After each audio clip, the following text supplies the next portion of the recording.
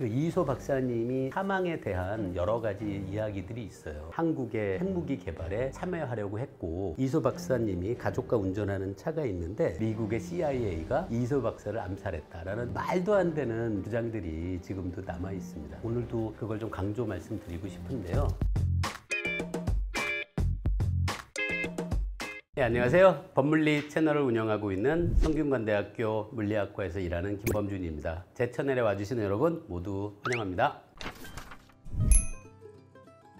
장풍 얘기입니다. 저도 무협 영화 무협지에서 본 적이 있습니다. 무협의 고수가 손바닥을 굉장히 빠르게 앞으로 밀면 여기서 나온 무언가에 의해서 상대방이 다치기도 하고 그런 장면을 간혹 볼 수 있는데요. 이 장풍을 통해서 전달하는 것이 바람이다, 공기의 에너지다 라고 생각하면 어느 정도 우리가 생각해 볼 수 있습니다. 바람이 굉장히 우리에게 빨리 불면 우리가 똑바로 걷지 못하고 그러잖아요. 그때가 바람의 속도가 약 초속 10m에서 15m 정도고요. 만약에 바람의 속도가 초속 30m 가까이 되면은 사람이 똑바로 서 있지 못하고 걷지 못하는 정도가 아니라 쓰러질 정도의 속도라고 해요. 그럼 이제 우리가 생각해 볼 수 있는 건 사람이 팔을 뻗어서 이 앞부분에 있는 공기를 저쪽에 있는 상대에게 초속 30m의 속도로 보낼 수 있는지를 생각해 봐야 되는데요. 사실 속도의 면에선 그렇게 어렵지는 않아 보여요. 초속 30m가 시속 100km 정도거든요. 뛰어난 야구 선수들은 공을 그 정도 속도로 던지잖아요. 그래서 아마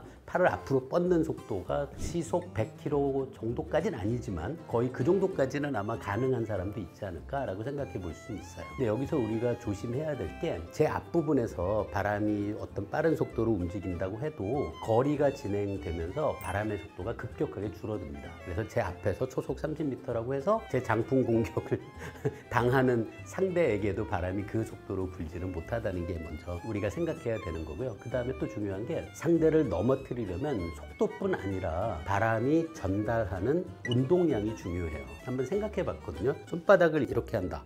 그러면 약 이 면적이 어느 정도 되는지 생각해 볼 수 있죠. 20cm, 10cm 정도일 거고요. 그 다음에 이 모양으로 제가 앞으로 손을 뻗으면 이 밀려난 부분에 공기의 부피가 어느 정도 있는지 알 수 있고요. 그 공기의 부피에 해당하는 공기의 질량이 어느 정도인지는 공기의 밀도를 알면 계산할 수 있어요. 그래서 현실적으로 가능한 것 같진 않지만 제가 손바닥을 뻗으면서 제 앞부분에 있는 이 정도 분량의 공기를 초속 30m로 상대방에게 보낸다고 가정해 볼게요. 사실 그렇게까지는 안 돼요.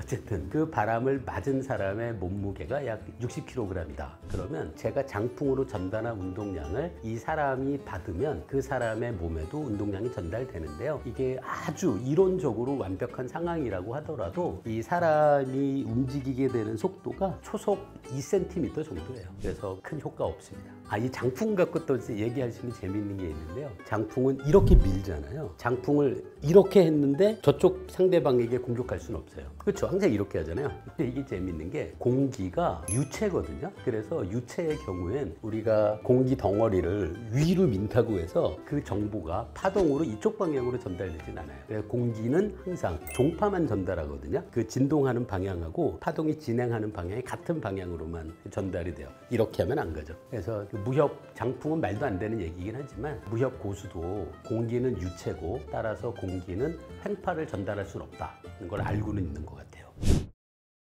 오늘은 우리나라의 가장 유명한 그 물리학자 중에 한 분인 이휘소 박사님에 대한 이야기를 나눠볼 생각입니다. 이휘소 박사님은 1935년 1월에 서울에서 태어나신 분인데요. 아주 어렸을 때부터 상당히 천재로 유명하셨던 것 같아요. 국민학교를 경성사범대 부속 제1국민학교에 입학하셨는데 그때 국민학교 입학인데도 시험을 본 걸로 제가 기억하고요. 이분이 입학을 했는데 그 학교에 조선인 학생은 딱 2명밖에 없었대요. 그래서 아마 조선인이 입학하기에는 아주 어려운 일종의 명문 국민학교 같은 데인데 우리나라 전체에서 조선인 2명만이 그 학교에 갔는데 그 중에 한 명이었던 거죠. 상당히 아주 어린 나이부터 수재로 아마 유명했던 분 같아요. 그렇다 보니까 경기중학교, 그 예전에 유명했던 중고등학교를 거치게 되고요. 이분이 이제 서울대학교 화공학과에 입학하는데요. 화공과에 입학할 때도 그 수석 입학입니다. 화학공학과는 공대에 있거든요. 이분이 화학공학을 이제 공부를 시작하다 보니까 물리학이 너무 재밌는 거예요. 그러니까 이분이 물리학으로 전공을 바꿔서 서울대 물리학과로 전과를 하고 싶었는데 이게 학교에서 쉽지 않아서 이분이 좌절하게 되고 그때 결심한 게 나는 물리학을 하고 싶고 서울대학교 안에선 물리학과로 전과할 수 없으니까 미국에 가야겠다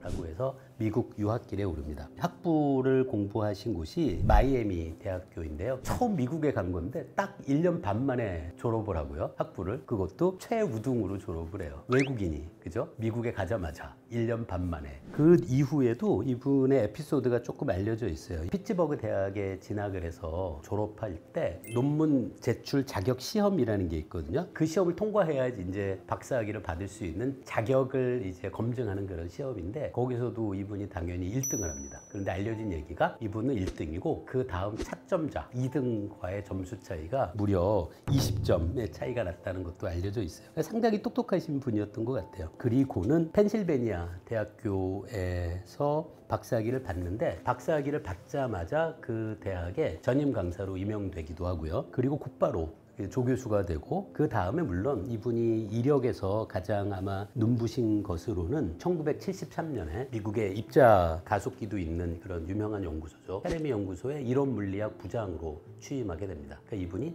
어떤 연구원의 자격이 아니라 이 페레미 연구소에서 이론 물리학자들, 실험 물리학자들을 전체를 총괄하면서 어떤 새로운 실험을 제안하기도 하고 이론을 만들기도 하는 팀을 이끄는 그런 지도자의 역할을 1973년부터 시작하신 거죠. 1973년이면은 글쎄요, 이분이 30대입니다. 30대. 상당히 이른 나이부터 아주 유명하신 분이었던 것 같아요. 그러니까 이분이 젊었을 때 한국에서 어떤 흔적 같은 것은 잘 알려져 있지 않았는데요. 제가 몇 년 전에 들은 아주 흥미로운 이야기가 있었어요. 우리나라에 그 SF 아카이브라는 것을 운영하시는 박상준 대표님이 계세요. 그분이 제가 알기로 우연히 찾으신 걸로 알아요. 어느 대학의 도서관에서 제본되어 있는 오래전 대학 신문들을 뒤적뒤적 하다가 글쎄 이위속 박사님이 18살 때 서울대 공대에 재학했던 아주 파릇파릇한 그 젊은 시절에 기고한 컬럼을 박상준 대표님이 찾으셔서 언론에 공개한 일이 있습니다. 근데 이 글이 공개돼 있어서 여러분도 인터넷 검색해 보시면 읽어보실 수 있는데요. 읽어보면 와, 그 18살 정도 되는 청소년이죠, 거의. 청소년이 이렇게 깊이 있는 생각을 했다는 게 상당히 인상적인 그런 글들이에요. 종교에 대한 고민, 그럼에도 불구하고 자기는 어떤 이성의 길을 쫓아가겠다는 그 젊었을 때의 어떤 결심, 물리학에 대한 흥미, 그런 것들이 보이는 아주 굉장히 잘 쓰인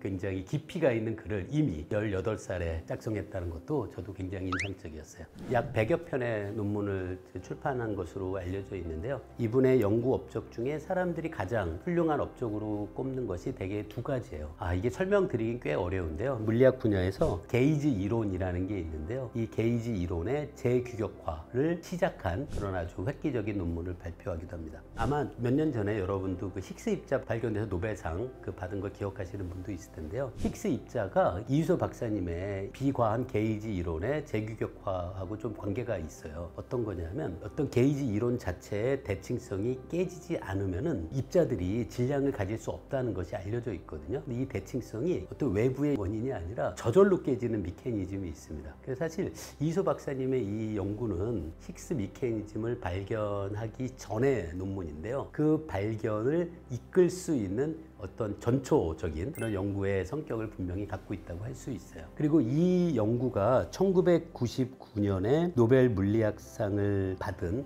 업적하고도 관계가 되는데요. 그때 어투프트라는 꽤 그 유명한 그 노벨상 수상자 분이 있는데요. 이분이 명확히 밝힙니다. 자기가 노벨상을 받은 이 업적을 처음에 쌓기 시작할 때 이유소 박사님의 강연을 듣고 거기서 굉장히 큰 도움을 받았다라는 이야기를 명확히 밝히기도 해요. 아마 사실일 거예요. 이유소 박사님이 안타깝게도 젊은 나이에 돌아가시는데요. 만약 생존해 계셨다면 1999년 노벨상이 수여될 때 이유소 박사님도 노벨상 수상자였을 가능성이 상당히 크다라고 많은 분들이 사실 생각하고 있습니다. 그 다음에 두 번째 또 유명한 업적이 이거는 쿼크라는 입자가 있잖아요. 그 중에 촤암 쿼크라는 게 있거든요. 그러니까 쿼크 중에 좀 늦게 발견된 쿼크인데요. 이 촤암 쿼크가 있어야 된다라는 이론은 그 전에 있었는데 이유소 박사님은 이 논문에서 속에서 이 참코크가 있다면 참코크의 질량이 어느 영역 안에 있어야 된다라는 거를 이렇게 규명한 논문을 발표하기도 해요. 근데 흥미롭게도 이 논문이 발표되고 몇 달 안 있어서 곧바로 참코크가 있어야 한다는 간접적인 실험 증거가 발견되기도 해요. 그래서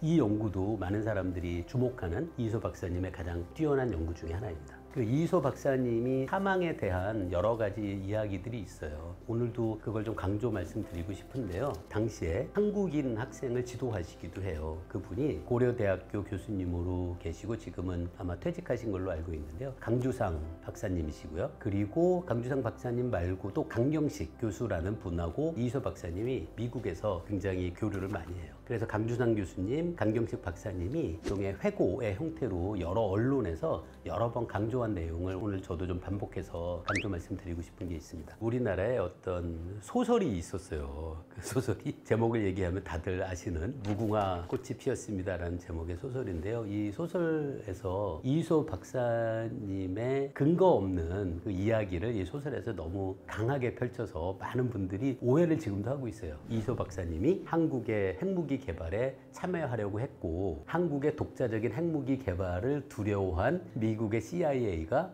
이희소 박사를 암살했다라는 말도 안 되는 주장들이 지금도 남아 있습니다. 근데 전혀 근거가 없어요. 몇 가지 이유가 있죠. 일단 역사적으로 이거는 맞아요. 한국이 독자적인 핵무기 개발을 추진했다라는 얘기는 있습니다. 박정희 정권이 당시에 주한미군 철수에 대비해서 한국이 독자적인 무기를 가져야 한다고 시도는 했다는 이야기는 남아 있는 것 같아요. 근데 여기까지는 사실이고요. 그 박정희 정권에서 이희소 박사에게 연락해서 한국의 핵무기 개발을 도와달라고 부탁했다. 아무런 근거가 없습니다. 몇 가지 이유가 있는데요. 먼저 이희소 박사님의 전공은 입자물리학이에요. 핵물리학이 아닙니다. 게다가 순수 이론을 연구하시는 분이어서 이희소 박사님을 모셔온다고 해서 핵무기를 갑자기 만들어낼 수는 전혀 없습니다. 또 하나는 이희소 박사님이 당시 그 한국의 박정희 그 독재 정권에 대한 반감이 굉장히 강한 분이셨어요. 그래서 명확하게 그 편지가 남아 있어요. 한국에서 어떤 학술 행사 같은 걸 할 때 자기를 초청해도 자기가 한국을 방문하는 것이 미국 사람들의 입장에선 마치 독재 정권을 지지하는 것으로 비춰질 위험이 있어서 나는 한국에 가지 않겠다라고 편지도 남아 있습니다. 그래서 일단 박정희 정권하고 전혀 호의적인 관계가 아니었다는 게 분명하고요. 또 이 이희소 박사님은 핵무기가 이렇게 많은 나라로 전파되는 것에 대해서 강력하게 반대를 하신 분이에요. 당시 그 사실 우리나라는 그 박정희 그 독재 정권 치하였잖아요. 그래서 그 명확히 얘기가 있습니다. 독재 국가가 핵무기를 갖는 것은 나는 정말로 찬성할 수 없다라는 여러 가지 이야기도 남겨 있어서 이희소 박사님이 한국의 핵무기 개발을 도왔을 거나 거기에 연루됐을 가능성은 전혀 없고 이런 것을 알고 있는 당시 한국 정부가 이희소 박사에게 연락했을 리도 전혀 없습니다. 또 이희소 박사님이 돌아가신 교통사고의 상황이 이희소 박사님이 가족과 운전하는 차가 있는데 이 길 건너 쪽에서 대형 트럭이 오다가 대형 트럭의 바퀴가 빠졌대요. 대형 트럭이 이제 방향을 조정할 수 없어서 당시는 중앙선은 아니고 이쪽 차선과 반대 차선 사이에 굉장히 넓죠. 20m 정도 폭의 잔디밭이 있었대요. 거기를 가로질러서 반대쪽 트럭이 이희소 박사님이 타고 있는 차하고 충돌하고 그때 운전석에 앉아 계셨던 이희소 박사님이 현장에서 사망하신 사건인데요. 이걸 어떻게 교통공학을 하시는 분도 그렇고 뭐 물리학자들의 생각도 마찬가지인데요. 트럭의 바퀴를 고의적으로 펑크내서 날아가게 하고 그리고 조향 능력이 없거든요. 그 다음에 트럭을 조정해서 반대편에서 아주 빠르게 오는 자동차를 돌진해서 그 운전자를 사망하게 할 수 있는 그런 기술은 현실에 없습니다. 이것도 완전히 불가능한 이야기여서 여러분들이 혹시 이런 얘기 들으시면 전혀 믿으시면 안 됩니다. 계획적인 암살일 리도 전혀 없고 이희소 박사님 핵무기 개발에 참여한 적도 없고 핵무기 개발을 도와달라고 한국 정부가 부탁한 적도 없습니다. 잘못된 얘기니까요. 믿지 마십시오. 오늘은 그 이희소 박사님 굉장히 훌륭한 그 한국이 낳은 가장 위대한 물리학자 중에 한 분이셨지만 안타깝게도 젊은 나이에 사고로 돌아가신 이희소 박사님 이야기를 여러분과 함께 나눠봤습니다.